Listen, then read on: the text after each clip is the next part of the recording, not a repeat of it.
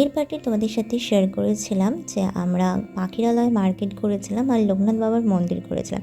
এইবার চলো পরেরটুকু তোমাদের সাথে শেয়ার করে ফেলি। গোসাবা ছাড়িয়ে আমরা এখন সোনাখালির দিকে যাচ্ছি।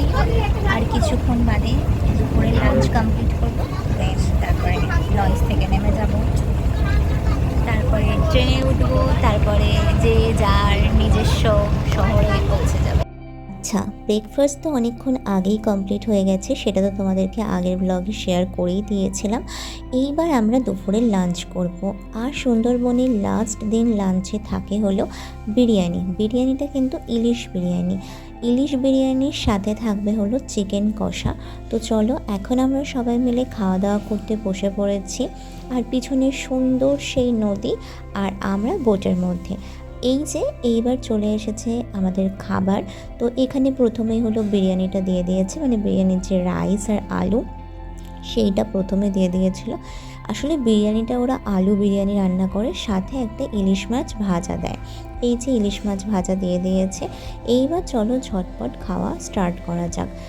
এখন আমাদের পাতে চলে এসেছে হলো চিকেন, আর এবার চলো খুব মজা করে খাওয়া যাক। সত্যি বলতে আমি বিরিয়ানির আর চিকেনটা কিন্তু অনেক বেশি পছন্দ হয়েছে, আমার কাছে খুব ভালো লেগেছে। তারপরেই আমাদের হাতে দিয়ে দিয়েছে স্প্রাইট। এখন আমরা সবাই মিলে বসে বসে স্প্রাইটটা খাচ্ছি, আর এই নদীর মধ্যে সুন্দর ভিউটা শেষবারের মতো উপভোগ করছি। এই মুহূর্তটা ছিল সবার জন্যই অন্য রকমের, যেহেতু এই কদিন আমরা অনেক বেশি আনন্দ করেছি, মজা করেছি। তাই সব কিছু মিলিয়ে এখন যখন চলে যাবার পালা, তখন একটু হলেও সবার মনের মধ্যেই একটা খারাপ লাগা কাজ করছিল। আর এইখানে এই পুচকিটা আমাদের সকলকে ডান্স করে দেখাচ্ছিল। আর তোমরা নিশ্চয়ই ওর স্টেপ দেখে বুঝেই গেছো কোন গানে ডান্স করছিল। কপিরাইটের কারণের জন্য আমি গানটাকে মিউট করে দিয়েছি। তো যাই হোক, এখন মন ভরে ওর ডান্স দেখি, সাথে এমন সুন্দর চারিদিকে দৃশ্যটা দেখি। আর দেখেছো পুচকি হলে কি হবে, কত সুন্দর ডান্স করছে ওইটুকু জায়গার মধ্যে দাঁড়িয়ে। যাই হোক, এখন আমাদের ধীরে ধীরে এই বোট থেকে নামার পালা। এটা যতবারই মনে আসছিল ততবারই মনটা আরও বেশি খারাপ হয়ে যাচ্ছিল।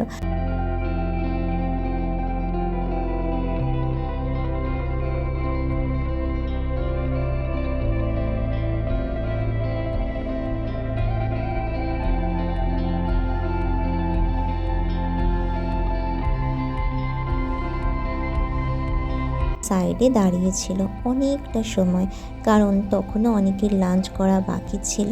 তো তখনও সবাই লাঞ্চ করছিল, আর আমাদের বোটটা এখানে দাঁড়িয়েছিল। তার কারণ হলো সোনাখালি ঘাট আর কিছুটা দূরেই। সোনাখালি ঘাট চলে আসলে আমাদের সকলকে নেমে যেতে হবে, তাই আর কি সকলে মিলে লাঞ্চ করছিল। আর এই যে দেখো, এখন আমাদের বোট আবার ছাড়ার সময় হয়ে গিয়েছে।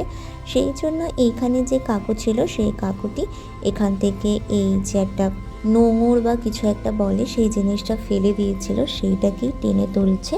এইটা টেনে পুরোপুরি তুলে নিলে তারপরেই আমাদের বোটটা সামনের দিকে এগোতে পারবে।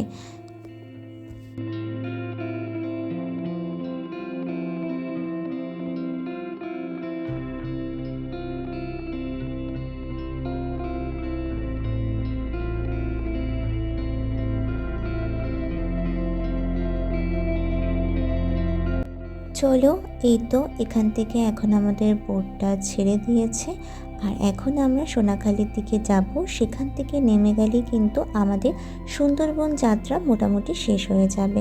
চলো, আজকের এই ভিডিও এখানেই শেষ করছি। ভিডিওটা ভালো লাগলে প্লিজ একটা লাইক করে আমার চ্যানেলটিকে সাবস্ক্রাইব করে দিও। তো চলো, আজকের মতো টাটা।